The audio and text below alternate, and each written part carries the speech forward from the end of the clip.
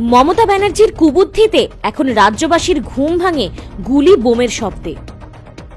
শুধু বোমা শিল্পের কালোবাজারিতেই ক্ষান্ত নয় দিদি, শুরু করেছেন বেআইনি অস্ত্র কারখানাও।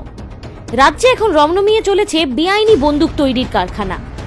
সরাসরি পৌঁছে যাচ্ছে তৃণমূল দুষ্কৃতীদের হাতে গরম গরম। সাঁইথিয়ার হরিশরা গ্রাম পঞ্চায়েতের বিভিন্ন গ্রামে বাইক মিছিল করে তৃণমূল। দিদি দিয়েছেন খোলা ছুট, তৃণমূল নেতারা এখন তাই বেলাগাম সওদা করে দেশি বিদেশি আগ্নেয়াস্ত্রের।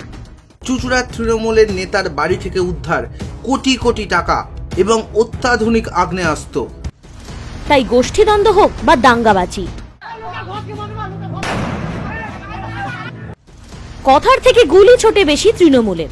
জমি বিবাদের জেরে শুট আউট, গুলিবিদ্ধ এক যুবক। গুলি চালানোর অভিযোগ উঠল তৃণমূল নেতার ভাইয়ের বিরুদ্ধে। দিদির পেটোয়া পুলিশ, এখানেও দর্শক। পুলিশ নিজেই স্বীকার করেছে বেআইনি অস্ত্র কারখানা তদন্তে ভাটা পড়েছে। শুনুন দিদিমণি, যতই বোমা বন্দুক কিনুন, 21-এর পালা বদলে এর কোনোটাই বাংলার মানুষ আপনাকে চালাতে দেবে না।